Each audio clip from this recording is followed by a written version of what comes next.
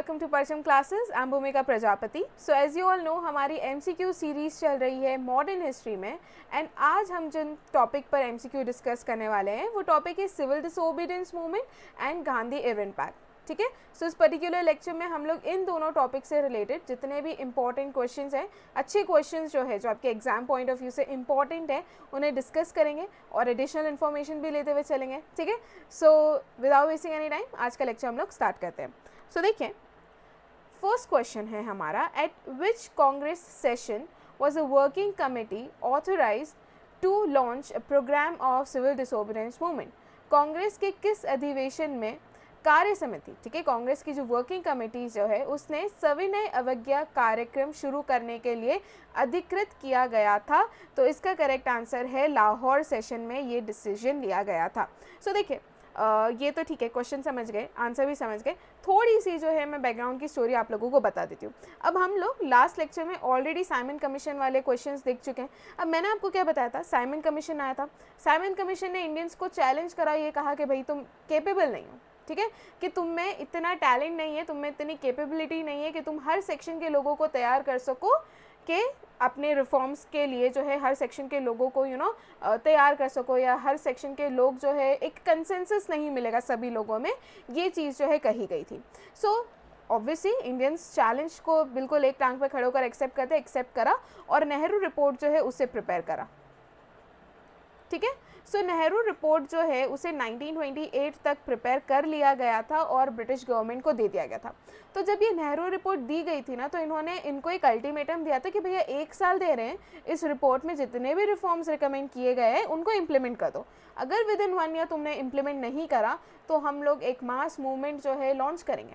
ठीक है, अब उसके अलावा हम ये भी जानते हैं कि नेहरू रिपोर्ट में किस चीज़ की डिमांड की गई थी, तो डोमिनियन स्टेटस की डिमांड की गई थी, राइट, कि अभी भी इन्होंने फुल इंडिपेंडेंस की बात नहीं करी थी. तो नेहरू रिपोर्ट में अभी भी किस चीज़ की डिमांड की गई थी, डोमिनियन स्टेटस की. बट हाँ, इधर इन्होंने ये चीज़ क्लियर कर ली थी कि विद इन 1 ईयर अगर इन्होंने डोमिनियन स्टेटस जैसी चीज़ हमें नहीं दी तो हम लोग डोमिनियन स्टेटस को पीछे छोड़ जाएंगे, हम पीछे छोड़ आएंगे उसे, और हम लोग जो है इसके बाद कंप्लीट इंडिपेंडेंस की बात करेंगे. तो 1928 की बात है, 1 साल का अल्टीमेटम दिया और इस पर कोई नतीजा नहीं निकला. ठीक है, किसी भी तरीके की कोई टिप्पणी तक नहीं की गई थी इस चीज़ के ऊपर, नेहरू रिपोर्ट के ऊपर. सो फाइनली जो है 1 साल हो जाता है और आ जाता है दिसंबर 1929. ठीक है, जो एक इम्पॉर्टेंट यहाँ पर इंडियन नेशनल कांग्रेस का सेशन हुआ था, दैट इज़ लाहौर में INC का एक इम्पॉर्टेंट सेशन हुआ था. और यहीं पर फाइनली जो है इन्होंने ये चीज़ डिसाइड कर ली कि अब जो है हम लोगों को डोमिनियन स्टेटस नहीं चाहिए. तो यहाँ पर इन लोगों ने कंप्लीट इंडिपेंडेंस का क्या पास करा था, रेजोल्यूशन पास करा था कि अब हम लोगों को कंप्लीट इंडिपेंडेंस चाहिए.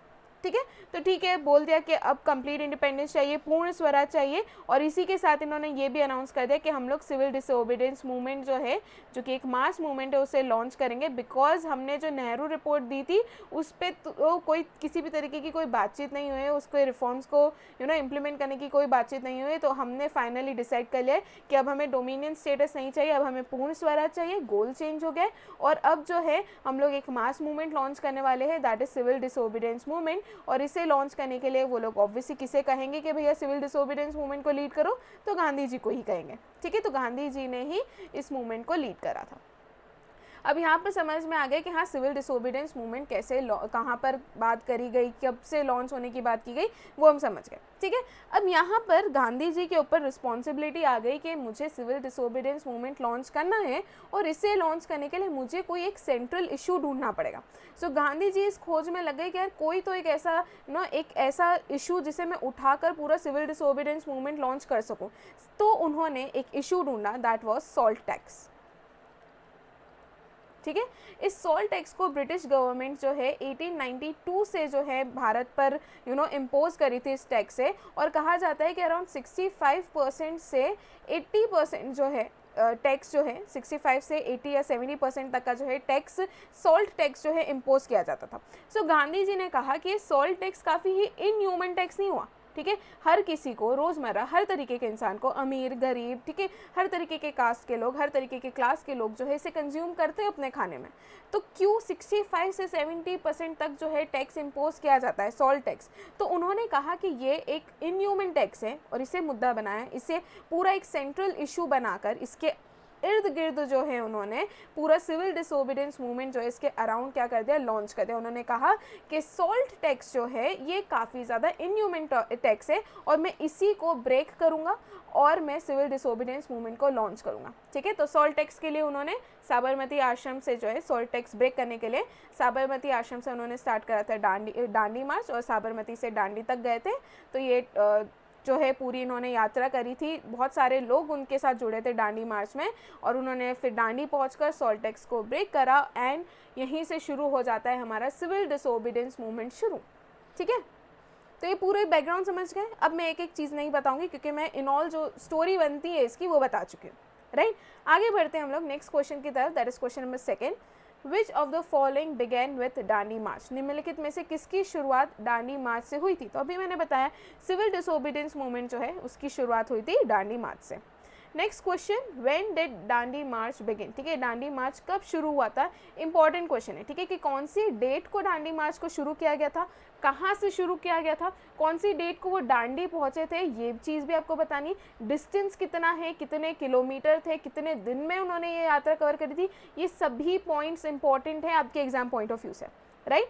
तो अभी पूछा गया है कि when did Dandi March begin? तो दांडी मार्च जो है साबरमती आश्रम से शुरू की गई थी, 12 मार्च 1930 को शुरू की गई थी एंड 6 अप्रैल को वो दांडी पहुंच गए थे। ठीक है, कितना डिस्टेंस था? तो 390 किलोमीटर गांधी जी को कवर करना था और उनके साथ जितने भी लोग थे वो जुड़े थे। और कितने दिन में कवर किया गया था? तो 24 डेज में उन्होंने 390 किलोमीटर को कवर कर लिया था। तो साबरमती से दांडी तक उन्होंने 390 किलोमीटर्स को 24 डेज में कवर करा था। ठीक है, 12 मार्च 1930, 6 अप्रैल 1930, दोनों आप लोगों को डेट, ईयर सब कुछ याद रखना है, मंथ। डायरेक्ट एग्जाम में क्वेश्चन बनते हैं, किलोमीटर याद रखें। इनफैक्ट ये जो दांडी मार्च थी इसे वाइट फ्लोइंग रिवर भी कहा जाता था। वाइट फ्लोइंग रिवर इसलिए कहा था, ये जो दांडी मार्च थी, याद रखना, मैं लिख देती हूँ, वाइट फ्लोइंग रिवर। ठीक है, किसे कहा गया था? दांडी मार्च को। क्यों कहा गया था दांडी मार्च को वाइट फ्लोइंग रिवर? तो उसका रीज़न ये था कि गांधी जी ने सफ़ेद कपड़े पहने थे और उनके साथ जो लोग धीरे धीरे जुड़ रहे थे उन सभी ने भी सफ़ेद कपड़े पहने थे। तो इनिशियली उन्होंने सिर्फ 78 लोगों के साथ जो है दांडी मार्च शुरू करी थी, then thousands of people join है, राइट। तो यहीं पर सभी ने वाइट कलर के खादी के कपड़े पहने थे, जिस कारण से वो एक वाइट फ्लोइंग रिवर की तरह दिख रहा था। तो ये चीज़ भी याद रखना, इससे भी एग्जाम में एक बार क्वेश्चन बन चुका है। ठीक है, कि वाइट फ्लोइंग रिवर क्यों कहा गया है या किसे वाइट फ्लोइंग रिवर कहा गया है, कौन सी यात्रा को वाइट फ्लोइंग रिवर कहा गया है। तो इस तरीके के क्वेश्चन बनते रहते हैं एग्जाम में। क्लियर? अभी ये चीज़ क्लियर हो गई, क्वेश्चन नंबर 3। आगे बढ़ते हैं हम लोग नेक्स्ट क्वेश्चन की तरफ। दांडी मार्च वॉज स्टार्टेड टू, ठीक है, क्यों शुरू करा था? ठीक है, दांडी मार्च की शुरुआत क्यों की गई थी? सॉल्ट लॉ तोड़ने के लिए ना, सिविल डिसोबीडियंस मूवमेंट के लिए सेंट्रल इशू की ज़रूरत थी ना। तो एक तो मुद्दा चाहिए था जिसके अराउंड वो सिविल डिसोबीडियंस मूवमेंट लॉन्च कर सके। तो गांधी जी को मिल गया वो मुद्दा, क्या था? ब्रेक द सॉल्ट लॉ, नमक कानून तोड़ो, इसलिए दांडी मार्च जो है शुरू किया गया था। Next question, question number 5। The salt agitation was launched by Mahatma Gandhi in 1930, that's true. ठीक है, फर्स्ट स्टेटमेंट तो सही है। उसके अलावा Mahatma Gandhi object was to make salt available free to the poor, क्या ये सही है? नहीं यार, ये गलत है ना। उनको ये नहीं था, उनको ठीक है, हो सकता है कि वो चाहते मतलब देखो मेन मकसद क्या था? ठीक है, सॉल्ट लॉ को तोड़ने का, सॉल्ट टैक्स जो है उसको तोड़ने का, इस कानून को तोड़ने का मेन मकसद क्या था? क्योंकि उनको सिविल डिसोबीडियंस मूवमेंट लॉन्च करना था। तो उनको ही फाइंड दैट कि ये एक इनह्यूमन टैक्स है, इसे तोड़ना चाहिए। उनको सिर्फ एक रीज़न चाहिए था, एक इशू चाहिए था। ठीक है, यहाँ पर ये रीज़न जो है उसको आप सही नहीं कह सकते हो, क्योंकि देखो एक असर्शन है, ठीक है, एक दावा है। उसका कारण क्या था इस चीज़ को करने का? कारण ये था कि उनको सिविल डिसोबीडियंस मूवमेंट लॉन्च करना था। ठीक है, तो उस पर्सपेक्टिव में सेकंड जो है रीज़न जो है वो क्या हो जाता है? गलत हो जाता है। ठीक है, एक बार हिंदी में पढ़ देती हूँ। दावा क्या कहा गया है? नमक आंदोलन 1930 में महात्मा गांधी द्वारा शुरू किया गया था। कारण क्या कहा गया है? महात्मा गांधी का उद्देश्य गरीबों को मुफ्त में नमक उपलब्ध कराना था। ठीक है, तो कारण गलत है यहाँ पर और असर्शन जो है वो सही है। So A is true but R is false, तो इसका करेक्ट आंसर हो जाएगा option C. Clear?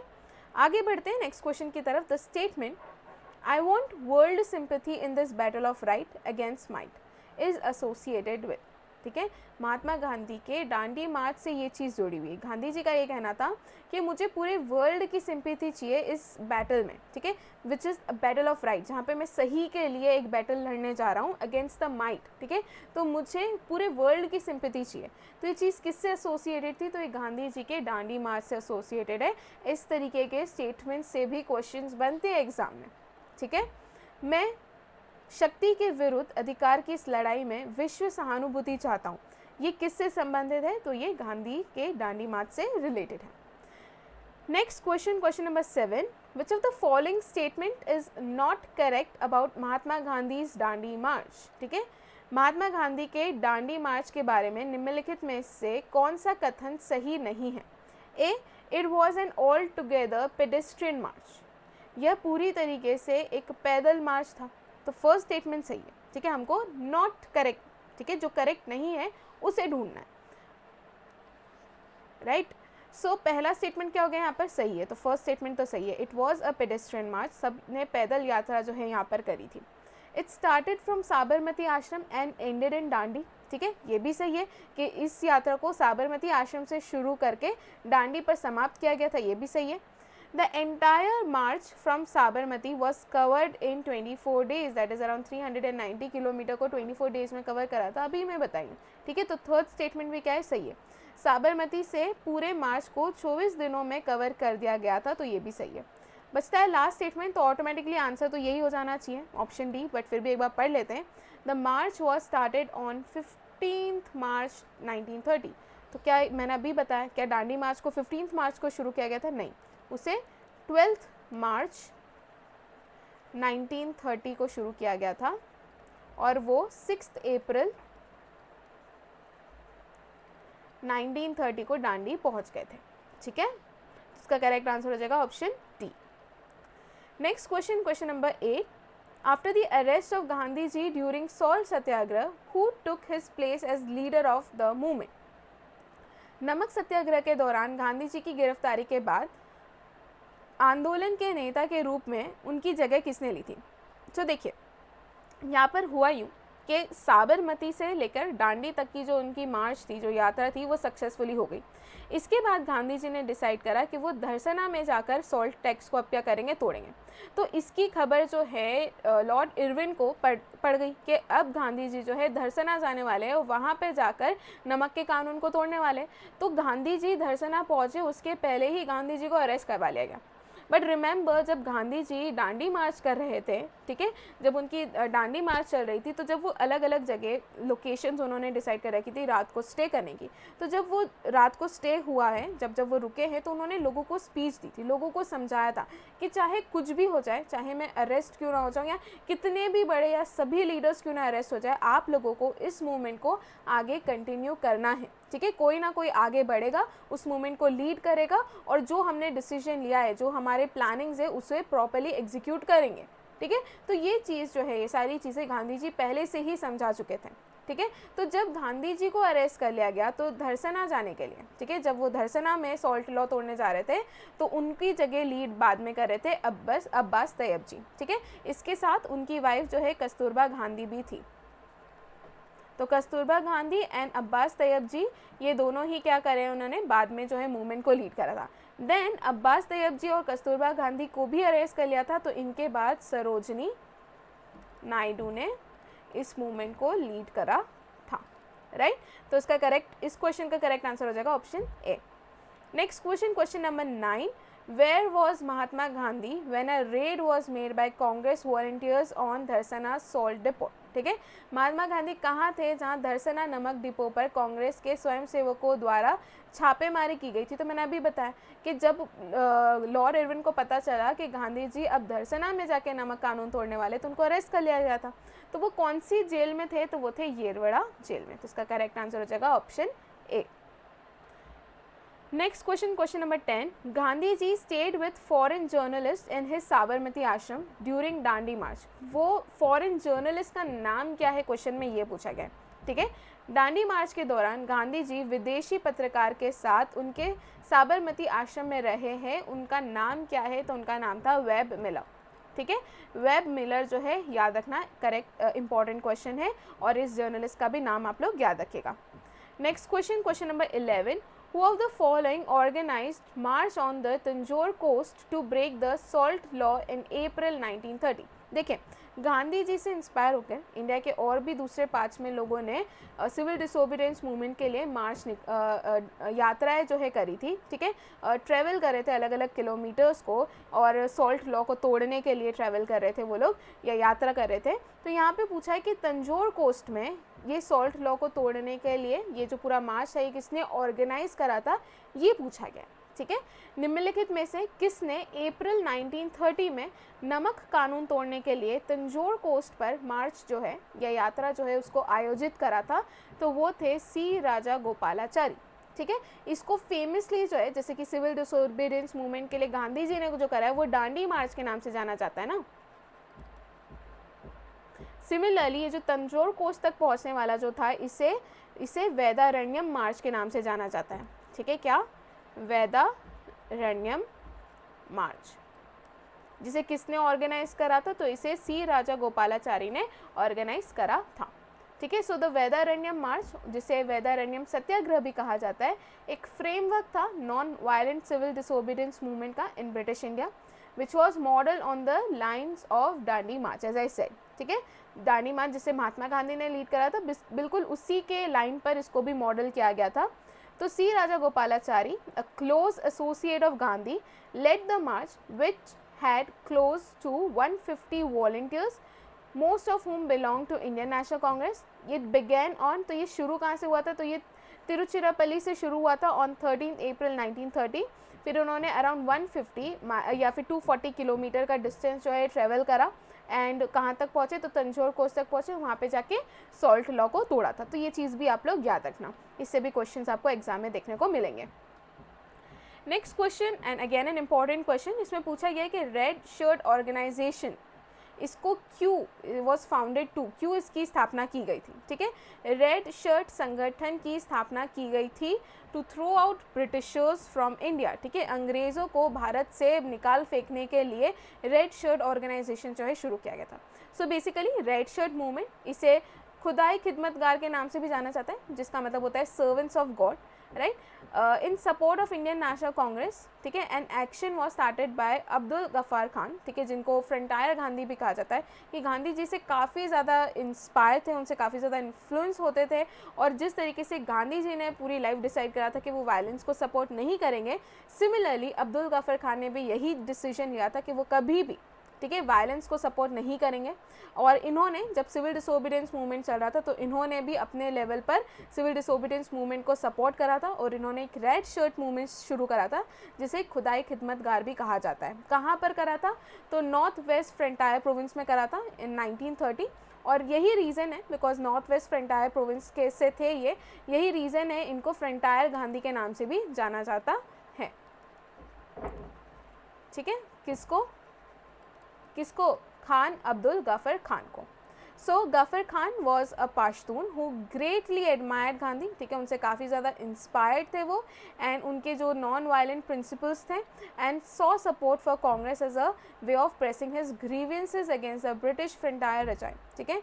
He was called frontier Gandhi. उनके जो फॉलोअर्स थे, they were also pledge to non violence, and they derive their popular title from red colour of their shirts. वो लोग usually लाल कलर की shirt पहनते थे, इसलिए उन्होंने जो मूवमेंट शुरू करा तो उसे रेड शर्ट मूवमेंट कहा जाता है, ठीक है।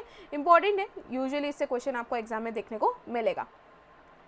सो नेक्स्ट क्वेश्चन, तो the leader of Lal kurti movement was, ठीक है, अभी मैंने बताया रेड शर्ट मूवमेंट के लीडर कौन थे, ठीक है, इस आंदोलन के नेता कौन थे, तो कौन थे? खान अब्दुल गफ्फर खान, इसका करेक्ट आंसर हो जाएगा। जैतरंग मूवमेंट स्टार्टेड इन, ठीक है, जैतरंग आंदोलन कहाँ पर शुरू हुआ था, तो ये भी एक काफ़ी ज़्यादा इंपॉर्टेंट क्वेश्चन है। ये शुरू हुआ था मणिपुर में, ठीक है। मणिपुर की ट्राइब में, ठीक है, the tribes of Manipur they also played an active role under the leadership of Naga tribal women जिसका नाम है रानी गेडिनल्यू, ठीक है। इनके अंडर इन्होंने सिविल डिसोबीडियंस मूवमेंट शुरू करा था और इस मूवमेंट को ही जैतरंग मूवमेंट के नाम से जाना जाता है जो कि मणिपुर में शुरू किया गया था। क्लियर। आगे देखें हम लोग question number 15, agitation against chowkidari tax in Begusarai was part of, ठीक है। अब यहाँ पर मैं बोलूँगी भी तो भी यहाँ पर आंसर आप लोगों को समझ में आ जाना चाहिए कि सिविल डिसोबीडियंस मूवमेंट का पार्ट था। अब ये है क्या चौकीदारी टैक्स? सो बेसिकली विलेजेस में क्या होता था कि विलेजेस में ये लोग पुलिस को ना अफोर्ड नहीं कर पाते थे, तो विलेजेस में ब्रिटिश गवर्नमेंट ने चौकीदारी टैक्स इम्पोज कर रखा था और इस टैक्स से जो रुपए आते थे उससे वो लोग वहाँ के लिए एक चौकीदार को अपॉइंट करते थे, ठीक है। अब यहाँ पर यहाँ के लोगों को इस चीज़ से दिक्कत होने लगी कि आप पुलिस प्रोटेक्शन नहीं प्रोवाइड कर सकते। अगर आप लोग हमको पुलिस प्रोटेक्शन प्रोवाइड कर रहे होते या पुलिस के अंडर रख रहे होते या जो भी होता, ठीक है, तो क्या आप तब पुलिस टैक्स इम्पोज करते? नहीं ना, नहीं करते ना। तो ये फिर चौकीदारी टैक्स हम पे क्यों इम्पोज किया जा रहा है, राइट। तो इसके अगेंस्ट भी जो है लोगों ने वहाँ पर एजिटेट करा था अगेंस्ट चौकीदारी टैक्स, और ये किसका पार्ट था? तो सिविल डिसोबीडियंस मूवमेंट का, दैट इज सविनय अवज्ञा आंदोलन का ही क्या था, एक हिस्सा था, ठीक है। रिमेंबर, ये भी एक इंपॉर्टेंट क्वेश्चन है। आगे देखिए नेक्स्ट क्वेश्चन की तरफ, question number 16, the main purpose of Gandhi Irwin pact was to. अब देखो, अब यहाँ पर थोड़ी सी स्टोरी को आगे कंटिन्यू करते हैं।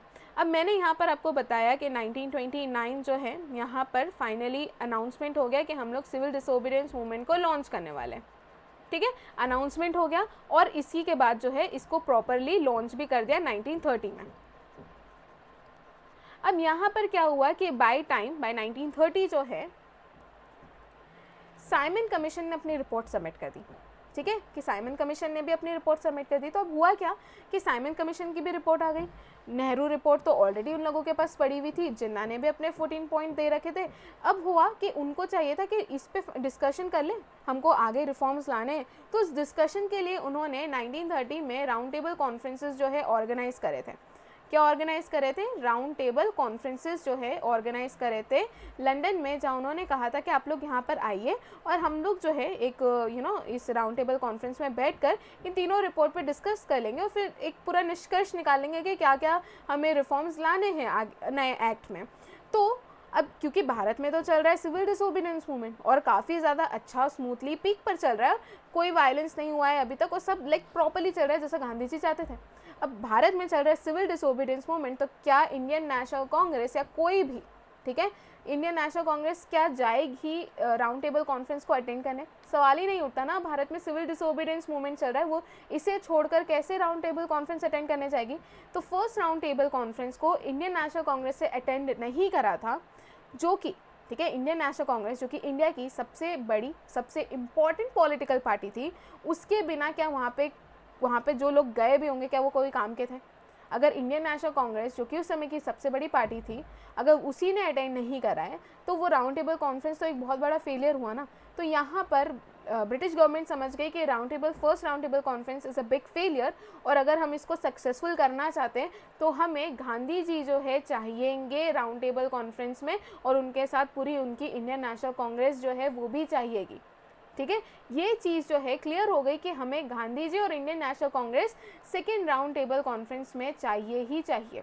तो यहाँ पर प्रेशर किस पे बनेगा? ऑब्वियसली वाइस रॉय पे बनेगा। तो वाइस रॉय कौन थे? इरविन को बोलते भैया कुछ भी कर, गांधी और इंडियन नेशनल कांग्रेस हमको सेकेंड राउंड टेबल कॉन्फ्रेंस में चाहिए, ठीक है। अब यहाँ पर इरविन पे बनने लगा प्रेशर। तो इरविन ने गांधी जी से जाके बात करी, 15 दिन तक अच्छी खासी उनकी बात चली। उसने बोला प्लीज़ गांधी जी आ जाइए, प्लीज़ गांधी जी आ जाइए। तो गांधी जी बोलते चलो ठीक है चलता हूँ मैं, ठीक है। तो गांधी जी ने उनकी बात सुनी एंड फाइनली जो है यहाँ पर सिविल डिसोबीडियंस मूवमेंट को यहाँ पे ख़त्म नहीं करा था, ठीक है, थोड़े से समय के लिए उसको बंद कर दिया गया था। और फिर सेकेंड राउंड टेबल कॉन्फ्रेंस में Indian national Congress and Gandhi ji जो है दोनों ने अटेंड करी थी, ठीक है। सो मेन पर्पस क्या था गांधी इरविन पैक्ट का? कि कांग्रेस और गांधी जी को मना लो राउंड टेबल कॉन्फ्रेंस अटेंड करने के लिए। तो फर्स्ट ही दिख रहा है to make the participation of Congress easier in round table conference, ठीक है। गोलमेज सम्मेलन में कांग्रेस की भागीदारी को आसान बनाना, यही मेन पर्पस था गांधी इरविन पैक्ट का। क्लियर? आगे हम लोग बात करें विशेष पैक्ट में बहुत सारे जो है एग्रीमेंट्स हुए थे, जैसे कि गांधी जी ने कहा था कि तुम लोगों ने सिविल डिसोबीडियंस मूवमेंट में जिन भी लोगों को अरेस्ट करा है उन लोगों को रिलीज़ कर दो, अगर उन लोगों ने किसी भी तरीके की कोई वायलेंट एक्टिविटी नहीं करी है, ठीक है, जो पीसफुली प्रोटेस्ट कर रहे थे उन सभी को रिलीज़ कर दो। इस चीज़ के लिए गांधी जी को काफ़ी ज़्यादा क्रिटिसाइज़ भी किया जाता है, बिकॉज वो चाहते तो वो भगत सिंह और इन लोगों को बचा सकते थे, बट उन्होंने इस पैक्ट को यूज़ करके वो इस चीज़ की डिमांड कर सकते थे, बट गांधी जी ने नहीं करी थी, ठीक है। अब उनके अपने रीज़न रहे होंगे, बाकी मैं बता रही हूँ कि इस पैक्ट में बहुत सारी जो है एग्रीमेंट्स, बहुत सारी चीज़ें साइन हुई थी, ठीक है। इससे तो ये पैक्ट एक। आगे देखें, Gandhi Irwin pact was signed in, Gandhi Irwin समझौता पर हस्ताक्षर जो है कब किए गए थे, तो ये हुए थे 1931 में, ठीक है। ईयर याद रखना कब हुआ था ये। Next question, question number 18, the second round table conference in London was held in backdrop of, London में दूसरा गोलमेज सम्मेलन किसकी पृष्ठभूमि में आयोजित किया गया था, तो ये हुआ था, ये सक्सेसफुली थोड़ा बहुत इसलिए हुआ था बिकॉज इरविन ने गांधी जी के साथ पैक्ट करा था और उनको बोल दिया कि सर प्लीज़ चलिए, और गांधी जी एग्री, ठीक है चलता हूँ, ठीक है कर लेता हूँ second round table conference attend, but मैं तो आके अपना फिर से सिविल डिसोबीडियंस मूवमेंट को कंटिन्यू कर दूंगा, जो गांधी जी है। Next question, question number 19, who played an important role in signing of Gandhi Irwin pact, ठीक है। गांधी इरविन समझौते पर हस्ताक्षर करने में किसने महत्वपूर्ण भूमिका निभाई है, तो ये भी एक इम्पॉर्टेंट क्वेश्चन है, तेज बहादुर सप्रू, इन्होंने काफ़ी ज़्यादा एक इम्पॉर्टेंट रोल प्ले करा था गांधी इरविन पैक्ट के होने में, ठीक है। नेक्स्ट क्वेश्चन की बात करें, question number 20, who of the following person called Irwin and Gandhi the two Mahatmas, निम्नलिखित में से किसने इरविन और गांधी को द टू महात्मा कहा था, तो वो थी सरोजनी नायडू, ठीक है। देखो क्या हुआ था, after noticing the expansion of civil disobedience movement, viceroy Lord Irwin he release Mahatma Gandhi on 26 January 1931, ठीक है। इसके बाद द कॉन्वर्जेशन जो है Gandhi ji and Lord Irwin के बीच में शुरू हुआ बाय मिड फरवरी 1931, ठीक है। किसके एफर्ट्स से हुआ, तो अभी बता दी हूँ, तेज बहादुर सप्रू एंड एम.आर. जयकर जो है इनके भी एफर्ट्स थे, जिस कारण से गांधी जी और इरविन के बीच में कॉन्वर्जेशंस जो है होना शुरू हो गए, ठीक है। तो जो कॉन्वर्जेशन के बाद जो रिजल्ट निकला that is known as the Gandhi Irwin pact, जो कि 5 मार्च 1931 को हुआ था। इसी कंटेक्स्ट में, इस पैक्ट के कंटेक्स्ट में सरोजनी नायडू जो है she termed them as the two Mahatmas, ठीक है। तो ये अच्छा क्वेश्चन है, ये भी याद रखिएगा। Next question, question number 21, who among the following took Mahatma Gandhi's gain in the Gandhi Irwin pact as a consolation prize, निम्नलिखित में से किसने गांधी इरविन संधि में महात्मा गांधी के लाभ को एक कंसोलेशन प्राइज, एक सांत्वना पुरस्कार के रूप में लिया है, तो वो थे एलन कैंपबेल जॉनसन, ठीक है। एलन कैंपबेल जॉनसन, उन्होंने ही ये टर्म करा Gandhi's gain in pact as consolation prize, ठीक है। गांधी इरविन पैक्ट एक पॉलिटिकल एग्रीमेंट था जो कि Mahatma Gandhi and viceroy of India जो थे उस समय लॉर्ड इरविन के बीच में हुआ था on 5 March 1931 before second round table conference, ठीक है। जो मेन पर्पस था इस पैक्ट का कांग्रेस को पार्टिसिपेट करवाना, और इसी कारण से जो है एलन कैंपबेल जॉनसन ने ये कहा कि he termed Gandhi's gain in the pact as consolation prize, right? So moving on to our next question, that is question number 22. Who among the following presided over the Karachi session of Indian National Congress? निम्नलिखित में से किसने भारतीय राष्ट्रीय कांग्रेस के कराची अधिवेशन की अध्यक्षता की थी, ठीक है। सो जो कराची में इंडियन नेशनल कांग्रेस का सेशन हुआ था उसे प्रिसाइड करा था वल्लभ भाई पटेल ने, ठीक है। तो यहाँ पे कुछ इंपॉर्टेंट चीज़ें हैं इस सेशन से रिलेटेड, उस चीज़ को हम लोग डिस्कस कर लेते हैं। तो इसी सेशन में पंडित जवाहरलाल नेहरू ने एक रेजोल्यूशन ड्राफ्ट करा था fundamental rights and economic programme का, पहली इंपॉर्टेंट चीज़, ठीक है। यहाँ पर हम बात कर रहे हैं कराची सेशन की, जो कि 1931 में हुआ था, ठीक है। इस 1931 में हुआ था। इस सेशन में पहली इंपॉर्टेंट चीज़ ये हुई थी कि पंडित जवाहरलाल नेहरू ने एक रेजोल्यूशन ड्राफ्ट करा था फंडामेंटल राइट और इकोनॉमिक प्रोग्राम का, ठीक है। इसके अलावा ये जो कराची सेशन है, मैंने डेट बता दिया, ये 26 मार्च से 31 मार्च 1931 तक चला था, विच वॉज प्रिसाइडेड और चेयर्ड बाय सरदार वल्लभ भाई Patel sir. It was a very special session of Indian National Congress in which Mahatma Gandhi जो है उनको सिलेक्ट किया गया था to represent the Indian National Congress in second round table conference which was going to be held in London, ठीक है। सो क्यों important है, बिकॉज इस सेशन में ये डिसाइड करा था कि महात्मा गांधी जो है वो इंडियन नेशनल कांग्रेस को रिप्रेजेंट करेंगे on behalf of Indian national Congress को रिप्रेजेंट करेंगे महात्मा गांधी, कहाँ पर, जो सेकेंड राउंड टेबल कॉन्फ्रेंस हो रही है लंदन में, वहाँ पर, ठीक है। इसके बाद the session also discuss the approval of Gandhi Irwin pact और दिल्ली पैक्ट जिसे कहा जाता है, इसके अप्रूवल भी यहाँ पर दे दिया गया था। और 6 दिन 6 days before this session Bhagat Singh, Rajguru and Sukhdev जो है दे वर हैंग्ड टू डेथ, ठीक है।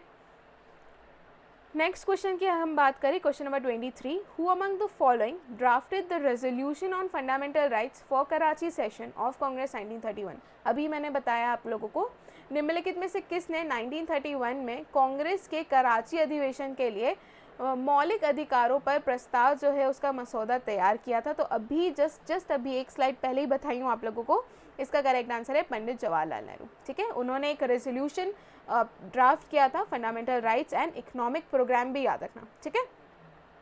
तो इसका करेक्ट आंसर क्या हो जाएगा, ऑप्शन बी, पंडित जवाहरलाल नेहरू। इसी के साथ ख़त्म होता है हमारे आज के ये important questions and I hope सारी चीज़ें समझ में आई होगी, जो स्टोरी बताई है वो समझ में आई होगी एंड कोई भी डाउट नहीं होगा। बट अगर डाउट है तो कमेंट सेक्शन, ठीक है, वहाँ पे डाउट पूछ सकते हैं आप लोग मुझसे। और अब हमारा क्वेश्चन ऑफ द डे देख लेते हैं। तो क्वेश्चन ऑफ द डे है, select the correct chronological order of the following events connected with India's struggle for independence from the code given below, ठीक है। यहाँ पर आपको एक क्रोनोलॉजिकल ऑर्डर में इवेंट्स को क्या करना है, अरेंज करना है। तो पहला है सेकेंड राउंड टेबल कॉन्फ्रेंस, ठीक है। दूसरा दे रखा है Karachi session of Indian national Congress 1931 में हुआ था, राइट। इसके बाद execution of Bhagat Singh and fourth जो है वो है गांधी इरविन पैक्ट। तो यहाँ पर क्रोनोलॉजिकल ऑर्डर में आप लोगों को इन इवेंट्स को क्या करना है, अरेंज करना है। वैसे पूरी चीज़ जो है मैं अभी ही अब लाइन बाय लाइन डिस्कस कर चुके, तो आई होप बन जाएगा ये क्वेश्चन आप लोगों से, क्लियर। सो यहाँ पे ख़त्म कर दें हमारा आज का लेक्चर। अगर कोई डाउट है तो कमेंट सेक्शन में पूछ लेना, plus question of the day का आंसर कमेंट सेक्शन में लिखना है आप लोगों को, ओके। सो ख़त्म करते हैं यहीं पर lecture. Thank you so much.